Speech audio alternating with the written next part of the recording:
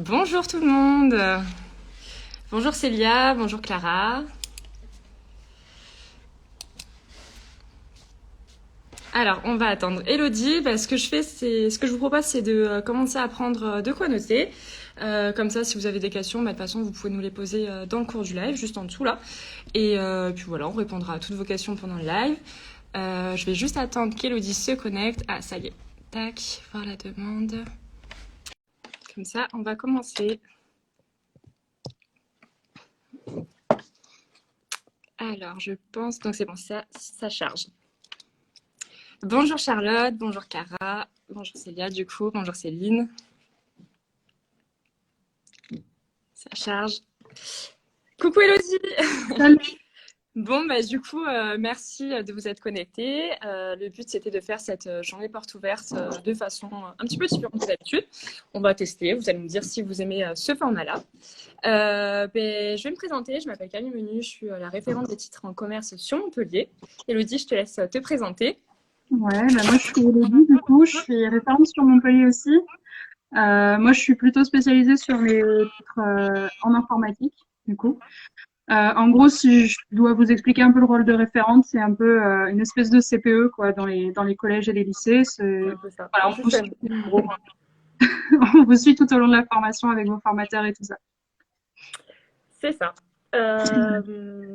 Du coup, ouais, en gros, aujourd'hui, ce qu'on va voir ce soir, c'est un petit peu qui a le casque, qu'est-ce qu'un titre professionnel, quels sont les titres qu'on propose, l'alternance.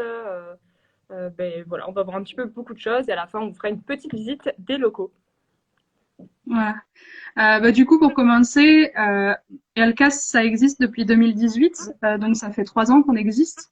Nous, on est spécialisé donc sur les types professionnels, donc c'est des formations continues en fait, qui sont pour les personnes qui ont de 16 à 60 ans. On est CFA aussi, donc centre de formation pour apprentis. Et en gros, c'est pour les étudiants qui sont éligibles, donc les moins de 30 ans, les personnes qui sont travailleurs handicapés. On est situé sur 4 lieux en tout, donc dans l'Hérault et dans le Gard. Donc sur l'Hérault, on est sur Montpellier, on est sur Lunel, et dans le Gard, on est sur Les Angles, à côté d'Avignon, et Bagnols-sur-Cèze. Et C'est en ça. gros, juste pour introduire un peu les types professionnels qu'on fait, c'est toujours des cursus de 2 types professionnels. Mais bon, on aura l'occasion de revenir dessus du coup tout à l'heure quand on vous parlera de nos titres. Du coup, je te propose, Camille, de nous parler un peu des avantages d'Alcas. Oui, maintenant qu'on a vu un petit peu qui était Alcas Formation, en gros, on a trois axes qui nous différencient. Le premier, c'est qu'on oriente nos recrutements sur le projet professionnel de l'apprenant. C'est-à-dire que nous, on ne va pas s'arrêter à une simple étiquette, un petit tampon du style, voilà, je veux préparer une formation Bac+2, il me faut absolument mon bac. Non, nous, en fait, ce qui nous intéresse, c'est vraiment de vous aider en fait, à concrétiser vos projets. Donc, pour ça, il faut vraiment bien travailler son projet. On connaît plein d'organismes qui peuvent vous aider si vous avez besoin. On peut très bien vous réorienter. On travaille notamment avec le CRFP, avec de nombreux étudiants. Et voilà, le but, c'est vraiment en fait de bien s'accrocher à cet objectif parce que quand la formation se compliquera, par exemple là, il y a des étudiants qui ont dû faire face à du distanciel, c'était pas du tout prévu à la base. En fait, leur objectif leur a permis vraiment de rester concentrés et grâce à soi, on n'a pas d'abandon en fait. Enfin voilà, en tout cas, on essaye vraiment de travailler là-dessus. Donc, nous, en fait, on pense que des écoles, il y en a plein, des formations, il y en a vraiment plein. Donc, dans tous les cas, vous trouvez votre bonheur. Maintenant, en fait, on veut vraiment que vous veniez chez nous parce que vous êtes convaincus qu'on peut vraiment vous apporter quelque chose, qu'on est différent et qu'on vous amènera du coup dans la concrétisation de votre projet. Donc voilà, il faut vraiment s'assurer en fait que l'école vous convienne et que le titre vous convient. Donc ce qui nous différencie, donc voilà, vraiment pour résumer, le recrutement orienté projet professionnel et pas en fait test d'entrée, étiquette, voilà. Ce qui nous permet d'intégrer des étudiants qui ont, par exemple, pas de niveau bac sur un niveau BTS, qui au final, en fait, ont, par exemple, 10-15 ans d'expérience, alors que d'autres écoles, en fait, ne les accepteraient pas. Donc voilà, on trouve ça dommage. Notre deuxième axe, en fait, c'est du coup votre référente est vraiment la personne qui va vous accompagner tout au long de la formation. Donc, elle va déjà vous recruter les formateurs, travailler le contenu pédagogique avec eux, mais en fait, on va vous amener jusqu'à l'examen. Donc voilà, en fait, on est un peu vraiment votre gardien de la formation, je ne sais pas trop comment appeler ça, mais voilà, on est vraiment en fait là pour vous aider et on accorde énormément de temps à nos étudiants parce qu'on pense que c'est ce dont on a besoin. La troisième chose, mais qui n'est pas qui est la plus intéressante, pardon, c'est qu'on a des formations qui sont professionnalisantes. Donc tout à l'heure, on vous expliquera ce qu'est un titre professionnel, mais tous nos intervenants sont des professionnels, donc on n'est pas sur des enseignants scolaires, par exemple, ce qui fait qu'en fait, ils vont vraiment vous partager leur expérience. C'est des gens qui connaissent le métier, qui connaissent le terrain, en fait, et qui vont vous dire concrètement, dans tel métier, en fait, les attentes sont ça. Donc voilà, des fois on peut être un petit peu éloigné de la réalité quand on fait des formations plus théoriques, on va dire. Nous, voilà, on veut vraiment en fait être dans le concret. On est convaincu que vous apprenez en faisant et aussi, d'ailleurs, le fait d'avoir des publics vraiment différents, ça apporte beaucoup de mixité et on est convaincu en fait que chacun peut s'apporter. Donc voilà, ce qui fait qu'on a plusieurs publics, qu'on accueille plusieurs publics dans la formation. Du coup, Élodie, est-ce que tu peux nous parler un petit peu des outils professionnels? Parce que c'est vrai qu'on ne sait pas forcément, enfin, je pense qu'il y en a plusieurs qui ne savent pas trop ce que c'est. On parle beaucoup de diplômes d'État, mais on ne met pas trop en lumière ce type de diplôme-là. Donc, du coup, est-ce que tu peux expliquer un peu à tout le monde concrètement? Ouais, je vais expliquer du coup. Juste avant, bonjour à ceux qui viennent d'arriver. J'ai certains qui nous ont dit bonjour, donc bonjour. Donc un titre professionnel, en fait, pour expliquer en gros ce que c'est une certification qui est délivrée par le ministère de l'Emploi. Donc c'est enregistré au RNCP, donc le répertoire national des certifications professionnelles. En gros, en fait, c'est la même chose qu'un diplôme donné par un ministère de l'Éducation. En fait, c'est reconnu de la même manière par l'État et les entreprises. En fait, la principale différence, ça va être vraiment que, tu en as parlé un petit peu déjà juste avant, que la formation, elle vise directement un métier, qu'il n'y a pas de superflu, il n'y a pas de matière générale. Donc, en gros, on va pas vous apprendre de la philo si on n'a pas besoin d'apprendre de la philo, quoi. C'est ça. Donc, on est vraiment sur les compétences qui sont directement liées au domaine. Voilà, c'est plus simple pour vous d'apprendre directement en faisant ce pourquoi vous êtes là. Donc, si je peux donner un exemple, par exemple, sur les développeurs web et web mobile, on essaye de faire une semaine qu'on appelle du hackathon, en fait. Et donc, en fait, ce hackathon, c'est on donne un thème, vous êtes par groupe et vous devez faire une petite application. Donc là, par exemple, le dernier groupe qu'on a eu, ils ont dû faire ils nous ont fait des petits jeux sur le thème des vacances de l'été. Donc pendant le confinement, ça nous a fait un peu de bien de revenir sur l'été. Voilà. Ouais, par exemple, nous, c'est vrai que donc côté commerce, moi, je suis convaincue qu'on a tout intérêt en fait à même mélanger les groupes. Je pense qu'ils ont énormément à s'apporter et toujours de façon très bienveillante. Donc cette année, par exemple, on a essayé de faire travailler les managers et les vendeurs ensemble. Donc on leur a fait pas mal de modules. Par exemple, ils ont dû mettre en avant un produit sur les réseaux sociaux. Ils ont participé à un module de recrutement. Donc les managers étaient en position de recruteur face à eux les vendeurs qui eux travaillaient leur technique de recrutement.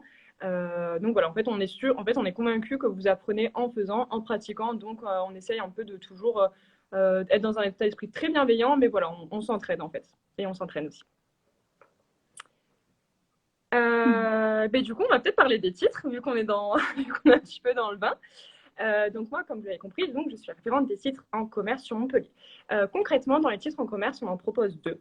Vous allez avoir déjà le titre de vendeur conseiller magasin, qui est un titre de niveau bac, c'est un niveau 4. Concrètement, vous allez voir une première partie sur les techniques de vente, donc les 7 étapes de la vente, votre communication, votre assertivité, tout ça, enfin vraiment tout ce qui est confiance en soi, prise de parole en public. Ensuite, vous allez avoir tout ce qui est lié à l'animation du point de vente. Donc là, l'implantation, le merge, le réassort, ce qu'on appelle la théâtralisation de l'espace de vente, donc tout ce qui est opération promotionnelle. Et enfin, la gestion des flux de marchandises. Les prochaines sessions, je dois regarder les dates parce que je ne les connais pas par cœur. Les prochaines sessions, donc, vous en avez 3. Vous en avez une qui a ouvert début février sur les Angles. Vous en avez une sur Lunel qui va ouvrir en septembre, pardon. Et sur Montpellier, on va en ouvrir une le 6 avril. Save the date. Donc voilà, donc concrètement, titre de vendeur conseiller en magasin, je suis un vendeur, je travaille mes techniques de vente et je suis là pour conseiller mon client, pour l'accueillir. Donc voilà, nous, on travaille vraiment avec des méthodes douces, mais efficaces. Maintenant, le deuxième titre qu'on propose en commerce, du coup, coucou Célia, si tu es toujours là, je pense que ça va t'intéresser, c'est le titre de manager d'unité marchande.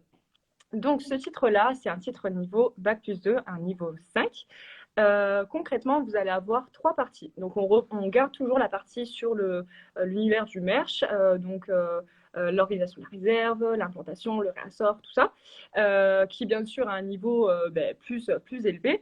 On rajoute à ça tout ce qui est gestion prévisionnelle du point de vente, donc les indicateurs, les plans d'action, tout ça. Donc, vraiment une partie sur des tableaux de bord, en fin de compte. C'est la partie la moins fun, mais il ne faut pas trop le dire. Et après, vous allez avoir donc le management qui est très intéressant. Donc, vous allez apprendre à manager vos équipes.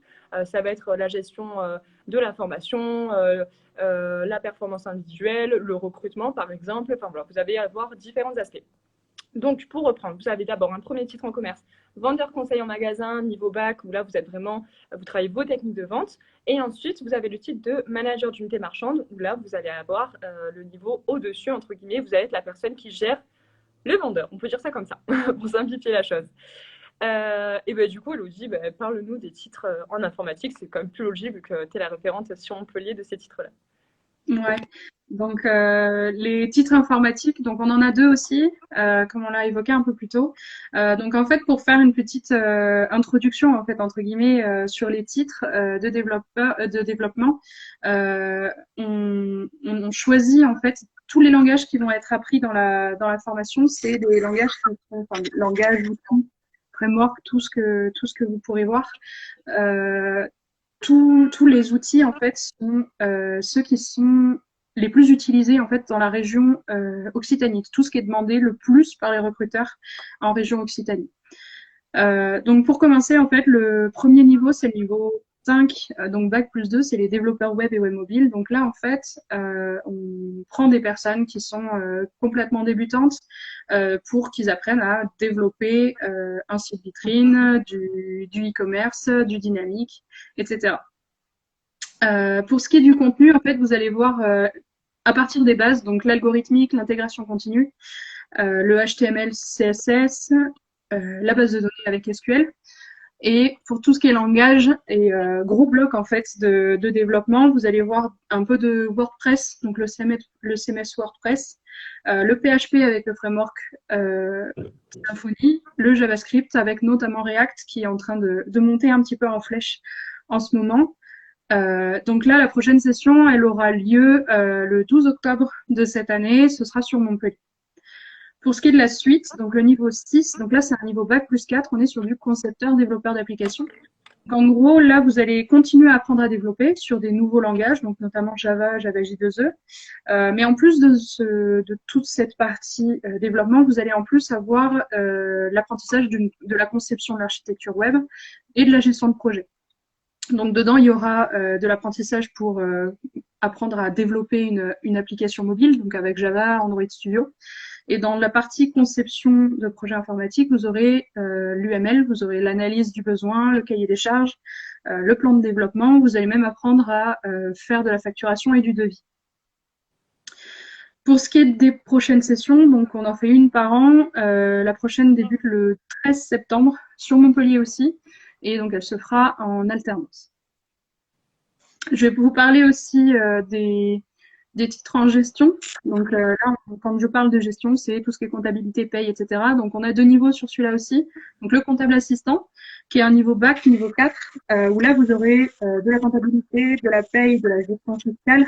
Donc, vous verrez toutes les déclarations de TVA, toutes les gestions du personnel, gestion du bulletin de paye, la clôture des bulletins annuels. Donc cette année, on n'en fera pas.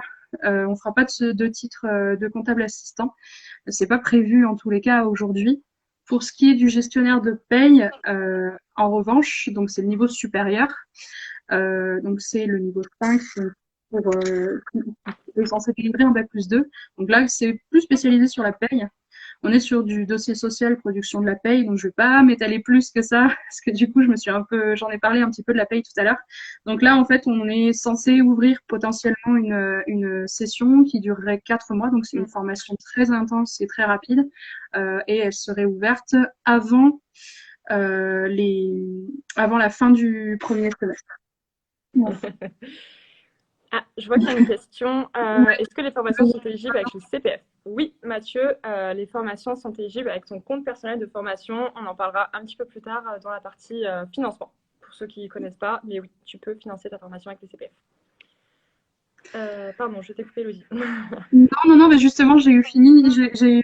Donc en fait, je te propose déjà qu'on parle un peu sur qu'on parte un peu sur le format alternance, parce qu'on a quand même plusieurs titres qui sont possibles à l'alternance, qui sont ouverts à l'alternance. Du coup, comme tu en as fait, toi, de l'alternance pendant tes études, je pense que le mieux, c'est que tu nous en parles, toi. Ambassadrice alternance. Avec plaisir, Mathieu. Oui, donc moi, j'ai fait tout mon parcours en fait en alternance. Donc bon, là, forcément, vous allez parler à quelqu'un de convaincu de ce système-là. Concrètement, j'ai fait mon BTS, j'ai fait mon bachelor et je suis allée jusqu'au master en alternance. Donc voilà, j'ai fait en fait toutes mes études comme ça. En gros, l'alternance, pour vous expliquer simplement, c'est une relation entre 3 parties. Vous allez avoir un stagiaire, donc vous, un employeur et un centre de formation. Donc, vous allez avoir deux... Ah, il y a une autre question. J'y répondrai juste après, Mario. Vous allez avoir deux moyens de le faire. Concrètement, en fait, être en alternance, c'est vous êtes environ un quart du temps en centre de formation et les 3/4 du temps en entreprise. Donc, vous avez vraiment en fait l'opportunité d'apprendre step by step en fait avec tout ce que vous voyez en cours, sachant que c'est déjà très concret comme on l'a dit. Et en fait, surtout, vous êtes dans un endroit très bienveillant. C'est-à-dire que si, par exemple, vous passez votre titre, je sais pas moi, un titre de manager, et que demain, voilà, vous me dites, moi Camille, je veux passer mon titre en 6 mois, je veux travailler le plus vite possible, d'accord. Par contre, attention, dans 6 mois, on attend de toi que tu sois un manager. Donc, ça veut dire que on attendra beaucoup plus forcément que si tu étais au final en alternance un mois, dans les 6 prochains mois. Si tu es en alternance, tu bénéficieras en fait d'une période très bienveillante où tu es vraiment là dans le cadre certainement d'un apprentissage ou d'un contrat pro, mais tu seras là vraiment pour apprendre, pour développer tes compétences et tu seras surtout encadré. Donc voilà, des erreurs, tu en feras certainement et ça tombe bien, c'est comme ça qu'on apprend. Voilà, tu seras vraiment un petit peu choyé par une entreprise qui te donnera toutes les clés pour que tu puisses appliquer ce que tu vois en cours. Donc voilà, l'alternance, c'est vraiment un tremplin vers l'emploi. Déjà sur un CV, on va pas se mentir, entre quelqu'un qui fait une formation en initiale, donc avec un stage, même s'il fait, je sais pas moi, de quelques semaines à plusieurs mois, et quelqu'un qui a passé les 3/4 de sa formation en alternance, bon, on part pas quand même sur le même profil. Mais bon, voilà, c'est un rythme de travail intensif parce que vous apprenez un métier tout en passant une certification. Mais vraiment, c'est payeur parce que vous allez pouvoir mettre en pratique. Et encore une fois, moi, je suis convaincue qu'on apprend en faisant. Donc voilà, ça va vraiment, vous allez pouvoir acquérir vos cours beaucoup plus vite. Pour parler un petit peu des avantages, en fait, côté salarié concrètement, enfin côté étudiant, donc, vous avez un statut de salarié, donc vous avez les mêmes droits et les mêmes obligations qu'un salarié lambda. Concrètement, votre formation n'est pas à financer parce qu'en fait, cette formation, c'est votre employeur qui va la financer. Je vais prendre un petit peu un exemple pour que ça parle à tout le monde. C'est un petit peu le même système qu'un système d'assurance. Demain, je ne sais pas, je me mange un trottoir, et ben en fait, je vais aller piocher dans les cotisations que je fais dans mon assureur pour qu'il puisse me rembourser mon aile, mon pare-choc ou je ne sais quoi. Là, en fait, c'est un petit peu la même chose. L'employeur, en fait, il est tenu de cotiser auprès d'une entreprise. En fait, il va aller piocher dans les cotisations d'un organisme qu'on appelle un OPCO pour, en fait, vous payer votre formation. Il faut juste savoir que ces cotisations ne sont pas prises sur les autres cotisations des autres financements en fait, de la formation. Donc, vous n'allez pas impacter le budget formation de votre entreprise. Une autre petite chose à savoir, qui peut être importante si on ne le sait pas, c'est que vous n'êtes pas pris en compte en fait, dans le seuil d'effectif de votre employeur. Très concrètement, vous avez en fait, selon le nombre d'employés dans les entreprises, différents seuils en fait, et chaque seuil engendre en fait des répercussions. vous allez avoir passé tel nombre de salariés, l'obligation, je sais pas moi, de mettre en place un CSE, de payer tel nombre de charges, machin, machin. Et en fait, vous n'allez pas, si par exemple, justement, un employeur s'arrête à 49 salariés parce que il ne veut pas en fait devoir passer le seuil des 50 salariés, en fait, vous n'allez pas être le 50e salarié, vous n'allez pas compter. Donc voilà, ça c'est bon à savoir.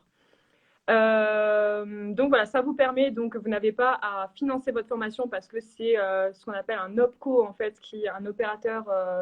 Pardon, j'ai plus le. Attends, Elodie, aide-moi, j'ai plus le haut. Opérateur. De compétences. Merci, je ne l'avais plus. Parce qu'avant, c'était un OPCA, ça ne changeait pas. Voilà, donc l'OPCO, merci Elodie, qui va en fait vous financer ça. Vous allez vous rendre, vous allez vous mettre en lumière déjà sur le marché du travail et en plus, votre CV aura plus de poids.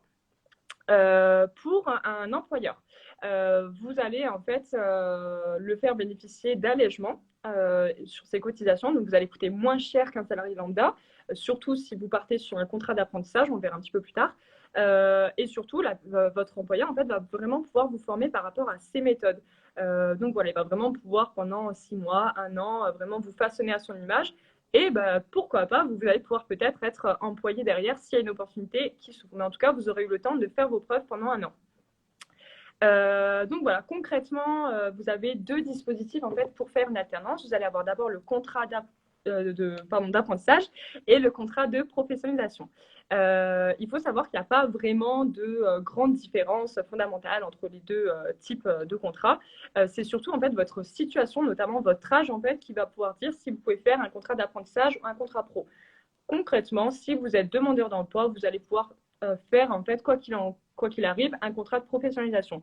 Un contrat d'apprentissage, il faut avoir en tout 30 ans. Après, il y a, selon votre situation, vous pouvez avoir d'autres façons de faire. Mais voilà, pour parler brièvement.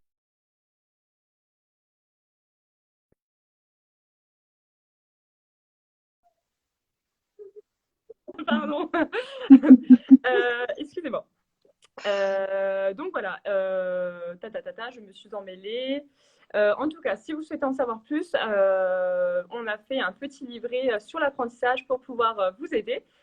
Il est disponible en bio, en fait, dans le petit lien de la page d'accueil. Et vous allez avoir en fait plein de questions-réponses, des astuces. Donc voilà, je vous invite vraiment à aller le télécharger. Je regarde un petit peu les questions très rapidement. Je crois qu'on avait une question de Marion. Quel est le processus de recrutement? Du coup, les processus de recrutement, en fait, ça passe principalement par des réunions d'information. Donc, en fait, nos réunions d'information, elles se passent un peu en 3 étapes. On vous reçoit, en fait, si possible, en présentiel. Là, en ce moment, c'est un peu compliqué, mais on essaye de vous recevoir le plus possible en présentiel. On vous explique, en fait, un peu plus en détail la formation que vous voulez faire en fait pour que vous en sachiez un petit peu plus. On vous fait passer des tests. Donc vous avez 2 catégories de tests, les tests un peu plus techniques sur le métier, des tests logiques, etc. Et on vous reçoit chacun individuellement en fait pour comprendre un petit peu qui vous êtes, d'où vous venez, mais surtout qu'est-ce que vous voulez faire plus tard en fait. C'est quoi votre projet professionnel, etc. Voilà. Globalement, c'est ça le processus de recrutement. C'est ça. Il y a une autre question de Michael. Y a-t-il des formations axées reconversion professionnelle? Je ne suis pas certaine d'avoir compris ta question. Je veux bien que tu détailles un petit peu dans un autre message, mais sache qu'en fait, toutes nos formations sont accessibles si tu fais une reconversion professionnelle. Ça dépend plutôt le niveau, en fait, surtout en informatique. Mais par exemple, moi, pour te donner un exemple très concret, sur la formation de manager d'unité marchande, j'ai un stagiaire qui s'appelle Nicolas, qui a fait plus de 25 ans en fait en restauration. J'en ai une autre qui a travaillé dans la vente en optique en fait, qui aujourd'hui se dirige en fait sur une formation de management d'unité marchande. Donc voilà, c'est tout à fait possible. Au contraire, je pense que tu as tout à gagner à enrichir l'expérience que tu as eue, ton bagage, parce qu'en fait, de tout ce que tu as fait, ça te servira forcément. Oui, il faut s'appuyer absolument sur l'expérience qu'on a obtenue, même si ça n'a rien à voir de notre point de vue avec le métier qu'on veut viser, parce qu'au final, il y a toujours des compétences qu'on appelle transverses en fait, qui peuvent très bien nous aider en fait par la suite. On a Geoffrey qui nous demande: le diplôme obtenu après la formation est-il reconnu par l'État? Oui. Donc oui, tout à fait. C'est pas donné par le même ministère que celui qu'on obtient à l'école, donc c'est pas le ministère de l'Éducation, mais c'est le ministère du Travail et de l'Emploi. Donc dans tous les cas, c'est reconnu par l'État.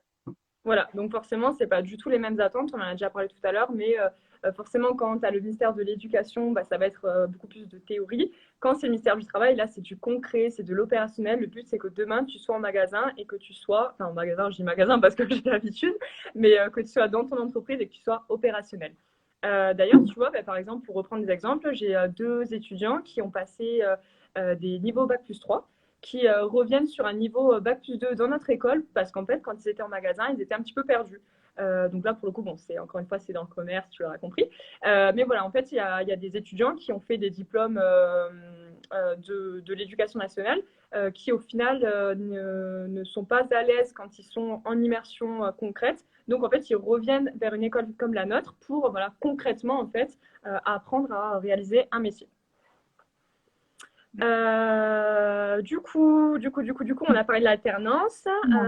Élodie, je veux bien que tu nous parles un petit peu des financements, Ouais, parce que voilà, au moins, peut-être ça pourra répondre à pas mal de questions. c'est ça, on va finir juste sur les financements, comme tu l'as dit. N'hésitez pas à continuer à poser des questions. De toute façon, on arrive sur la fin.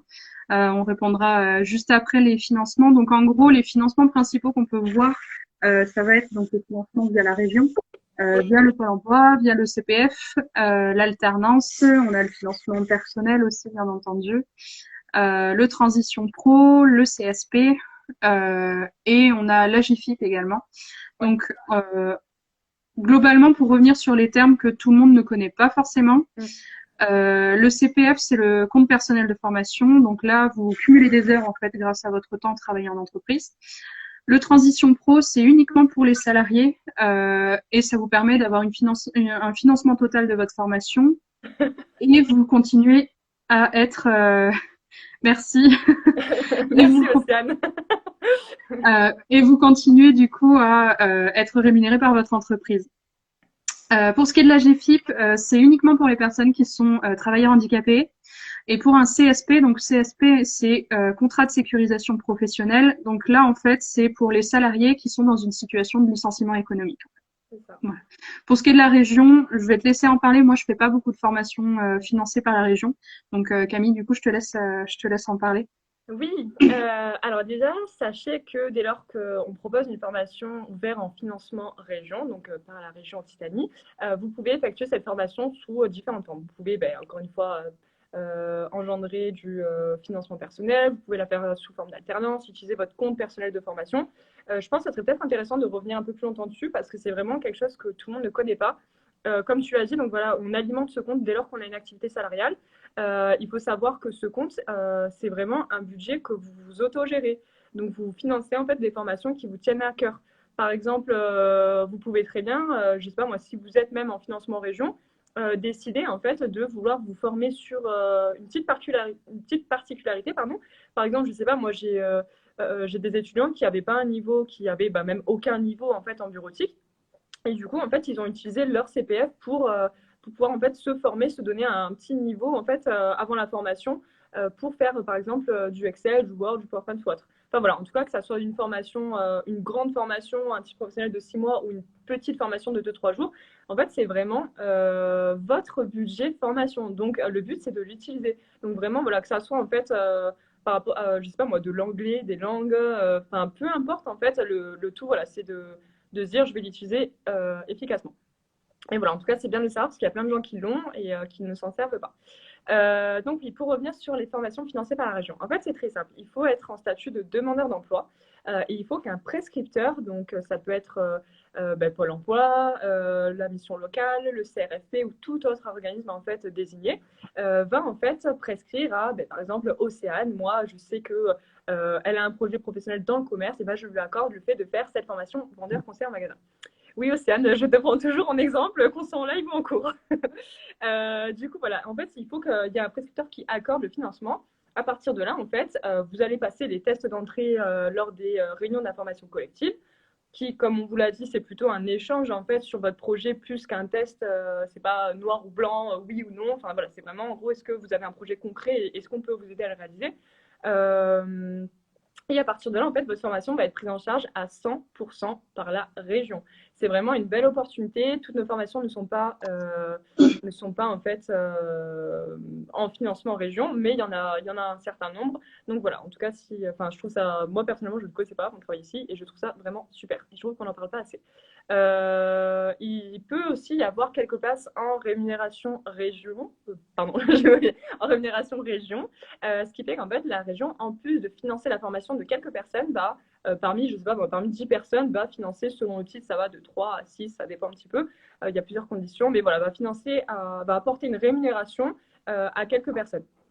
Voilà, donc on va faire un petit peu un résumé selon le statut. Donc en fait, si tu es demandeur d'emploi, tu es éligible à un financement région, à un financement de Pôle emploi, un financement de ton compte personnel de formation, un financement de l'alternance, donc bon, encore une fois, à voir selon quel type d'alternance selon ton âge, et aussi un financement personnel.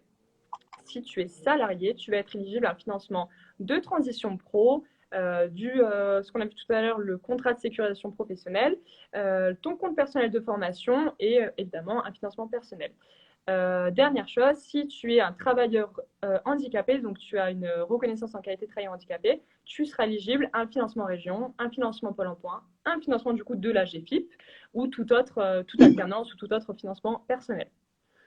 Du coup, je pense que c'est bon pour les financements. Si vous avez des questions, n'hésitez pas.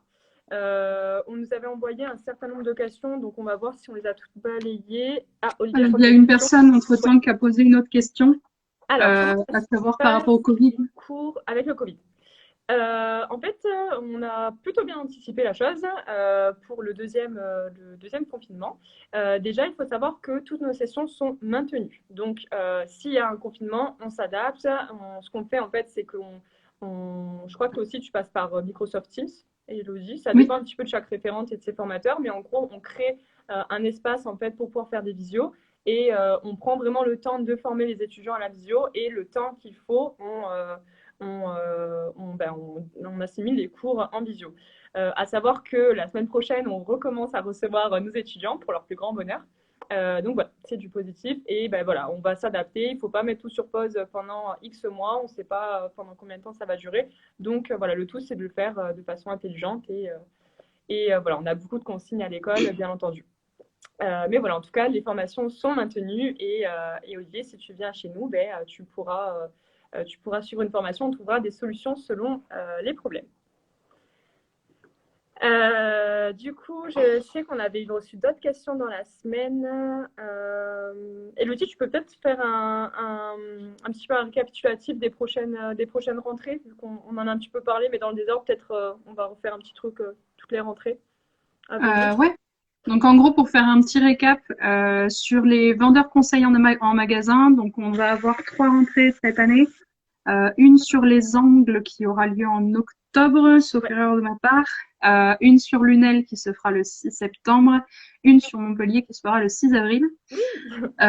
Pour le manager d'unité marchande, on va en avoir 2. Donc une sur Bagnols-sur-Cèze qui va ouvrir le 6 avril également. Et une sur Montpellier qui ouvrira en novembre, le 1er. C'est ça. Pour le développeur web, on en a une sur Montpellier qui ouvrira le 12 octobre.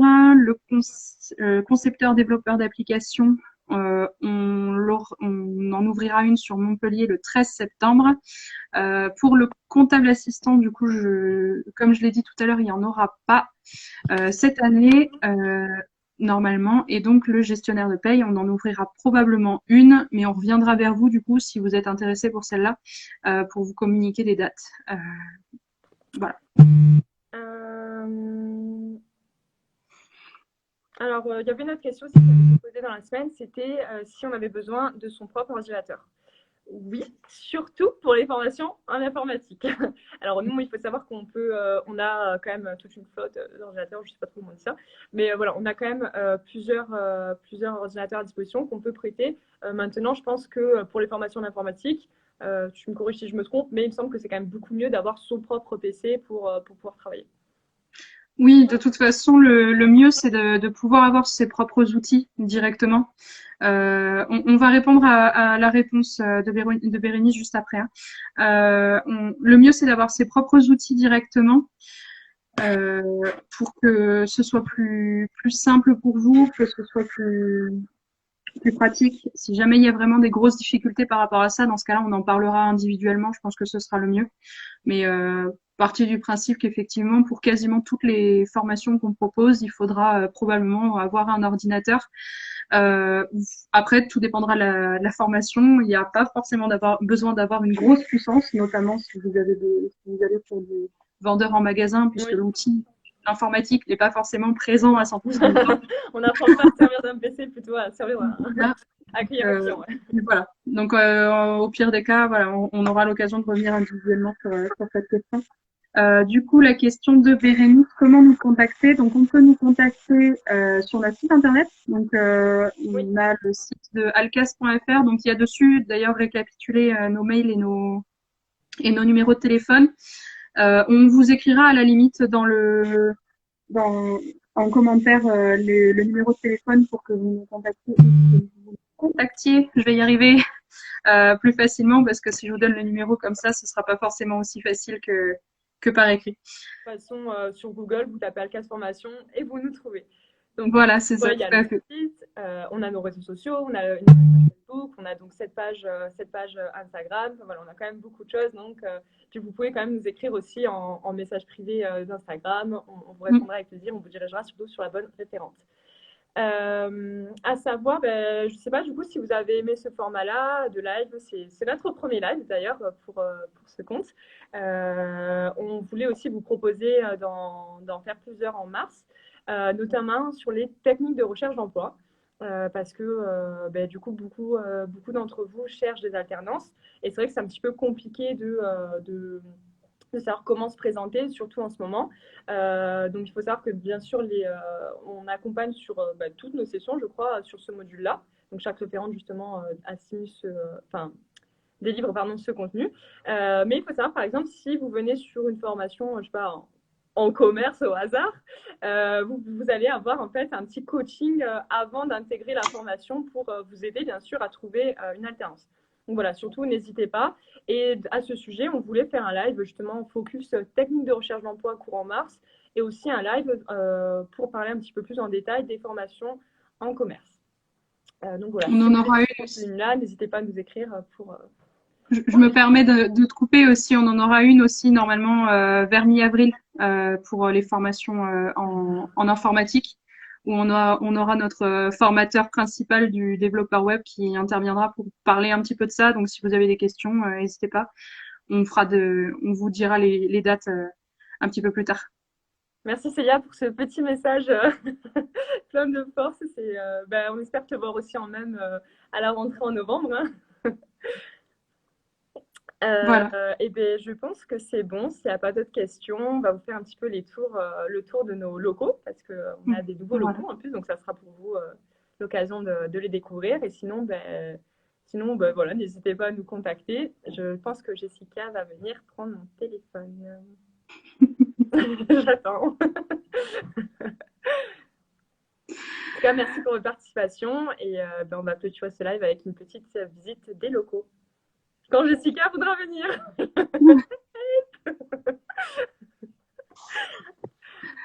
Bon, en tout cas, encore merci à tous pour vos questions, pour votre participation à ce live et du coup, on vous dit peut-être à bientôt pour une prochaine formation ensemble.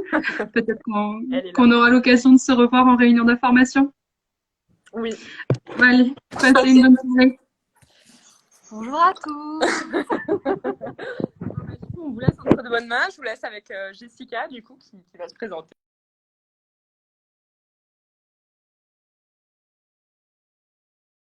Si vous avez d'autres questions, vous pouvez continuer à les poser en commentaire.